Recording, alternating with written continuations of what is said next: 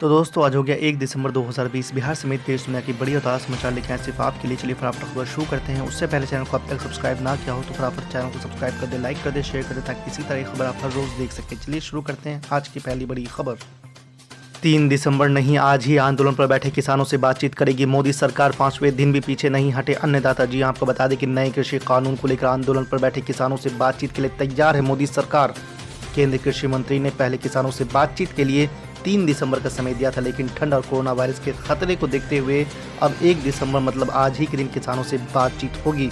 आपको बता दें कि इससे पहले सरकार ने किसानों से बातचीत के लिए 3 दिसंबर का तारीख निर्धारित किया था। वहीं आपको बता दें कि प्रधानमंत्री नरेंद्र मोदी ने सोमवार को एक बार फिर विपक्षी दलों पर नए कृषि कानूनों को लेकर किसानों को बरगलाने और नए हथकंडे अपनाने का आरोप लगाया है। वहीं कांग्रेस नेता राहुल गांधी ने आरोप लगाया है कि नए कृषि कानून केवल प्रधानमंत्री के 2-3 मित्रों को फायदा के लिए हैं। इस आरोप प्रत्यारोप के बीच मुख्यमंत्री अरविंद केजरीवाल ने दिल्ली वासियों से प्रदर्शनकारी किसानों की सहायता करने का अनुरोध किया है।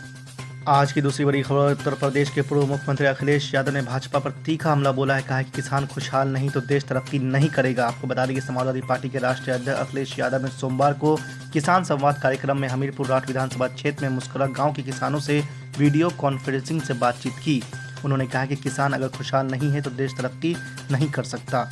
भाजपा ने किसानों का भरोसा तोड़ा है। उन्होंने कहा कि खाद की आपूर्ति कर किसानों ने कोविड-19 के संक्रमण काल में काफ़ी मदद की, लेकिन भाजपा राज में किसान दुखी है। नोटबंदी और जीएसटी से किसानों के हाथ खाली हैं। किसानों को ना तो मक्का धान की फसल का न्यूनतम समर्थन मूल्य मिला और न ही उसकी आय दुगनी हुई। आज की तीसरी बड़ी खबर। बिहार के पूर्व उप मुख्यमंत्री सुशील कुमार मोदी ने कहा है कि एनडीए सरकार ने किसानों की आय दुगुनी करने के लक्ष्य पर काम किया है, कृषि बजट को दुगुना किया है और किसानों के खाते में सालाना 6,000 रुपये देने की शुरुआत की है। 3 कृषि विधेयक पास कर पैदावार को बेहतर दाम पर कहीं भी बेचने की आज़ादी देने के साथ मंडी व्यवस्था को भी बनाए रखा है। बिहार के किसान एनडीए के साथ है, यहाँ उन्हें भड़काने की कोशिश कभी कामयाब नहीं होगी। आपको बता दें कि सोमवार को ट्वीट कर भाजपा नेता ने कहा कि किसानों को नए अवसर और अधिकार मिलने से जिन बिचौलियों की मनमानी बंद हो गई, वे कांग्रेस शासित पंजाब के किसानों को गुमराह कर केंद्र सरकार पर दबाव बनाना चाहते हैं। किसान क्या केवल पंजाब में हैं? आपको बता दें कि साथ ही उन्होंने एक और ट्वीट में सुशील कुमार मोदी ने कहा है कि बिहार के हर गांव में बिजली पहुंचाने में सरकार सफल रही है, इसलिए महंगे डीजल पंप से सिंचाई की मजबूरी खत्म हो गई है। अब कृषि के लिए अलग फीडर लगाया जा रहा है। जिन वामपंथी दलों ने गांव को लालटेन युग में रखने वाले लालू राबड़ी सरकार का समर्थन किया और किसान की फसलें लुटवाई, वे कृषि कानून का विरोध कर किसानों के हितैषी बनने की कोशिश कर रहे हैं। आज की चौथी बड़ी खबर। उत्तर प्रदेश के मुख्यमंत्री योगी आदित्यनाथ ने हैदराबाद में एक चुनावी सभा में हैदराबाद का नाम भाग्यनगर करने की बात कही थी। इसी बयान पर सोमवार को साधु संतों की सबसे बड़ी संस्था अखिल भारतीय अखाड़ा परिषद ने सीएम योगी आदित्यनाथ का समर्थन किया है। आपको बता दें कि न्यूज़ 18 से बातचीत में अखिल भारतीय अखाड़ा परिषद के अध्यक्ष महंत नरेंद्र गिरी ने कहा है कि हैदराबाद का नाम बदलकर भाग्यनगर हो जाना चाहिए, क्योंकि मुसलमानों ने देश में कई वर्षों तक राज किया है और शहरों के नामों का इस्लामीकरण कर दिया है। आपको बता दें कि महंत नरेंद्र गिरी ने कहा है कि ऑल इंडिया मजलिस इत्तेहादुल मुस्लिमीन के सांसद असदुद्दीन ओवैसी के नाम बदलने की आपत्ति नहीं करनी चाहिए। उधर आपको बता दें कि ओवैसी पर तंज कसते हुए महंत नरेंद्र गिरी ने कहा है कि हैदराबाद का नाम भाग्यनगर होने से लोगों के साथ साथ असदुद्दीन ओवैसी का भी भाग्य बदलेगा। डरने और घबराने की जरूरत नहीं है। पहली तारीख के दिन अपने के कोड को इस्तेमाल करिए और जिस तरह से बिहार की आवाम ने मजलिस के एमएलएस को वहां पर कामयाब किया, इंशाअल्लाह ताला यहां पर भी हम अपने मजलिस के उम्मीदवारों को कामयाब करेंगे। पोलिंग करिए, वोट डालिए, जितना हो सके वोट डालते रहिए। पोलिंग बूथ को जाइए। एक दिन मैं आपसे अपील कर रहा हूं कि आप अपने उस 24 घंटे में से सिर्फ आधा घंटा निकालकर पोलिंग बूथ को जाइए और पोलिंग बूथ को जाकर इन फिरका परस्त और फाशिस्ट ताकतों को जवाब दीजिए जो हैदराबाद के अमन को खत्म करना चाहते हैं। यहां पर वजीर दाखिला अमित शाह तो आए थे, मगर हाँ वो जवाब देने से कासिर रहे कि जब दिल्ली में फसाद हुआ था, एक वीडियो निकला था, 3 मुसलमान बच्चे रोड पर पड़े हुए थे, जिसमें से एक का नाम फैजान था। पुलिस वाले मार मार कर उनसे कह रहे थे जन गण मन पढ़ो। तो फैजान जो है तकलीफ में जनगण मन पड़ रहा था। बाद में फैजान की मौत हो गई और फैजान के ये जो चेहरे पे जो आपके मुंह जो हड्डी थी वो टूटी हुई थी, उसके सर के अंदर की हड्डी टूटी हुई थी, पेट के फसलियां टूटे हुए थे। अब तक अमित शाह के मातहत जो दिल्ली की पुलिस है, एक पुलिस वाले को सस्पेंड नहीं किए, ना गिरफ्तार किए। ये बीजेपी का कारनामा। दिल्ली में फसाद हुआ, 20 से ज्यादा मजहबी इबादत गाहों को डैमेज किया गया या जला दिया गया। लोग मरे 50 के ऊपर, जिसमें हमारे हिंदू भाई भी मरे, अफसोस के साथ मुसलमान भी थे। क्या दिल्ली की हुकूमत ने इतना बड़ा जेनोसाइड दिल्ली में हुआ? क्या प्राइम मिनिस्टर 15 पॉइंट प्रोग्राम में यह पॉइंट नहीं है? क्या होम मिनिस्ट्री के गाइडलाइंस में नहीं है कि जहां फसाद होता वहां पर सरकार जिसका घर जलता है, चाहे किसी मजहब का हो, जो मरता है, जो जख्मी होता है, उसको इमदाद देगी, कंपनसेशन देगी, एक्सग्रेशिया देगी? क्यों नहीं दिए बीजेपी की हुकूमत?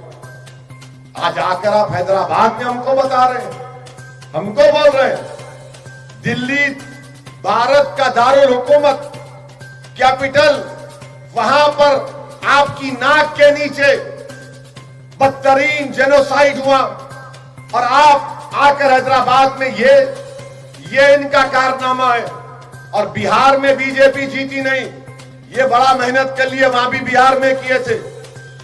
बिहार में 2019 के पार्लियामेंट के चुनाव के बाद बीजेपी 222 असेंबली सीट जीती थी। 1.5 साल में 75 सीट पर आ गए। 1.5 साल में मित्रों 75 सीट पर आ गए असेंबली के आप। और आप समझ रहे नहीं मोदी बड़े पॉपुलर है। कोई पॉपुलर नहीं है। ये मीडिया आपको चढ़ा चढ़ा के, उनकी भी मजबूरी है बेचारों की, लाइव दिखाता आपको, वो दिखा दो, मीडिया दिखाए तो पब्लिक समझ गई मीडिया क्या है। अब पब्लिक के दिलों में मजलिस की मोहब्बत पैदा हो चुकी है। मैं सलाम करता हूं खास तौर से हमारी मां और बहनों को कि मेरे पास अल्फाज नहीं है, चाहे हमारी मां और बहनें सीमांचल की हो, कि सीमांचल की हमारी मां और बहनों ने मजलिस कोर्ट इसलिए दिया कि वो पुकार कर कह रही थी कि हैदराबाद से जो असदुद्दीन ओवैसी आया उसको सत्ता का शौक नहीं है, उसको इख्तिदार का शौक नहीं है, वो लड़ने वाला है, उसको वोट दे रहे हैं। और यहीं पर मैं जितने पैदल दौरे किया पिछले 10 दिन में, एक एक मुकामात पर जाने की कोशिश किया, मैं सलाम करता हूं हमारी मां और बहनों को कि जो मोहब्बत और जज्बे का उन्होंने इजहार किया। मेरे पास अल्फाज नहीं है। मैं किसी एक आलिम दीन के घर पर मिलने गया था तो पर्दे के पीछे उनके घर से आवाज आई कि असद मियां जाओ, हम तुम्हारे लिए, तुम्हारी पार्टी के लिए हर नमाज में दुआ करते हैं, हर नमाज में दुआ करते हैं, तहज्जुद में दुआ करते हैं, अल्लाह का जिक्र करके दुआ करते हैं, चाश की नमाज पढ़कर दुआ करते हैं। अब बताइए आप, जब इस तरह की दुआएं हो रही हैं, इंशाअल्लाह ताला अल्लाह की रहमत जरूर हमको कामयाब और कामरान करेगी। और हमारा मकसद हैदराबाद को तरक्की दिलाना है। हमारा मकसद हैदराबाद में जो इस तरह का सैलाब आया वो दोबारा ना आए, उसके लिए क्या इक़दाम करना है वो इक़दाम करना पड़ेगा। ट्रैफिक का मसला है, पीने के पानी की लाइन को और अच्छा करना है, रोड वाइडनिंग को और ज्यादा करना है, मेट्रो को लाना है। ये तमाम काम मजलिस ये काम करना चाहती है और बीजेपी सिर्फ नफरत की बात करती है। आईटी का ऐसा करेंगे, फुला करेंगे। अरे दिल्ली दारुल हुकूमत है, होम मिनिस्टर साहब, वहां पर आपने फसाद को नहीं रोक पाए। और जब फसाद हुआ तो किसकी गिरफ्तारी हो रही? अमित शाह साहब, उनकी गिरफ्तारी नहीं हो रही जिन्होंने कहा था कि देश के गद्दारों को गोली मारो सालों को। उनकी गिरफ्तारी नहीं हो रही जो ओपनली नारे लगा रहे थे। आज आप हैदराबाद को आकर हम आपसे कहेंगे, जब दिल्ली नहीं संभल रहा आपसे हैदराबाद क्या संभालेंगे आप? मेरे अजीज दोस्तों और बुजुर्गों, आपसे ही गुजारिश है